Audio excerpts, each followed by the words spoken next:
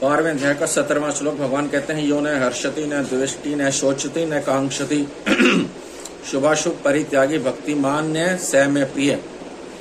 जो न कभी हर्षित होता है, न द्वेष करता है, न शोक करता है, न कामना करता है, और जो शुभ अशुभ कर्मों से ऊंचा उठा हुआ राग द्वेष रहित है, वह भक्तिमान मनुष्य मुझे प्रिय है।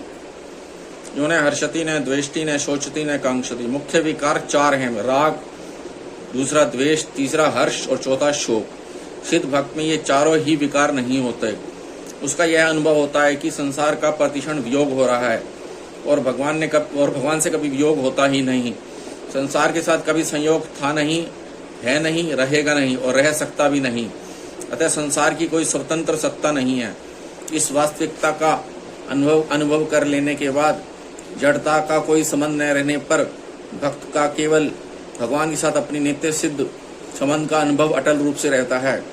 इस कारण उसका अंतःकरण राग द्वेष आदि विकारों से सर्वथा मुक्त होता है। भगवान का साक्षात्कार होने पर ये विकार सर्वथा मिट जाते हैं। साधनावस्था में भी साधक ज्यों-ज्यों साधन में आगे बढ़ता है, त्यों-त्यों उसमें राग द्वेष आदि कर्म होते चले जाते हैं। जो कम होने वाला होता है वह मिटने वाला भी होता है। अतः जब साधनावस्था में ही विकार कम होने लगते हैं, तब सहज ही अनुमान लगाया जा सकता है कि सिद्धावस्था में भक्त में ये विकार नहीं रहते, पूर्णतः मिट जाते हैं। हर्ष और शोक ये दोनों राग द्वेष के ही परिणाम हैं। जिसके प्रति राग होता है उसके संयोग से, और जिसके प्रति द्वेष होता है उसके वियोग से हर्ष होता है।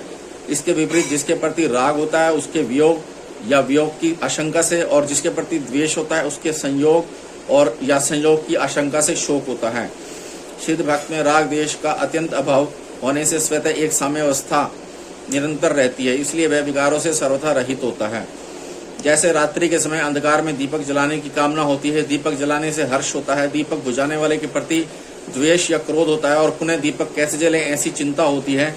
रात्रि होने में ये चारों बातें होती हैं, परंतु मध्याह्न का सूर्य तपता हो तो दीपक जलाने की कामना नहीं होती, दीपक जलाने से हर्ष नहीं होता और दीपक बुझाने वाले के प्रति द्वेष या क्रोध नहीं होता, और अंधेरा न होने से प्रकाश के अभाव की चिंता भी नहीं होती। इस प्रकार भगवान से विमुख और संसार के सम्मुख होने से शरीर निर्वाह और सुख के लिए अनुकूल पदार्थ, परिस्थिति आदि के मिलने की कामना होती है। इनके मिलने पर हर्ष होता है, इनकी प्राप्ति में बाधा पहुंचाने वाले के प्रति द्वेष या क्रोध होता है, और इनके न मिलने पर कैसे मिले ऐसी चिंता होती है। परंतु जिनको मध्याह्न के सूर्य की तरह भगवत प्राप्ति हो गई, उसमें ये विकार कभी नहीं रहते, वह पूर्ण काम हो जाता है। अतः उसको संसार की कोई आवश्यकता नहीं रहती। शुभाशुभ परित्यागी ममता, आसक्ति और फ्लेच्छा से रहित होकर ही शुभ कर्म करने के कारण भक्त के कर्म अकर्म हो जाते हैं। इसलिए भक्त को शुभ कर्मों का भी त्यागी कहा गया है। राग द्वेष का सर्वथा अभाव होने के कारण उससे अशुभ कर्म होते ही नहीं। अशुभ कर्मों के होने में कामना, ममता, आसक्ति ही प्रधान कारण है और भक्त में इनका सर्वथा अभाव होता है। इसलिए उनको अशुभ कर्मों का भी त्यागी कहा गया है। भक्त शुभ कर्मों से तो राग नहीं करता और अशुभ कर्मों से द्वेष नहीं करता। उसके द्वारा स्वाभाविक शास्त्र विहित शुभ कर्मों का आचरण और अशुभ, निषिद्ध एवं काम्य कर्मों का त्याग होता है, राग द्वेष पूर्वक नहीं। राग द्वेष का सर्वथा अभाव करने वाला ही सच्चा त्यागी है। मनुष्यों को कर्म नहीं बांधते, परंतु कर्मों में राग द्वेष ही मनुष्य को बांधते हैं। भक्त के संपूर्ण कर्म राग द्वेष से रहित होते हैं, इसलिए वह शुभाशुभ संपूर्ण कर्मों का परित्यागी है।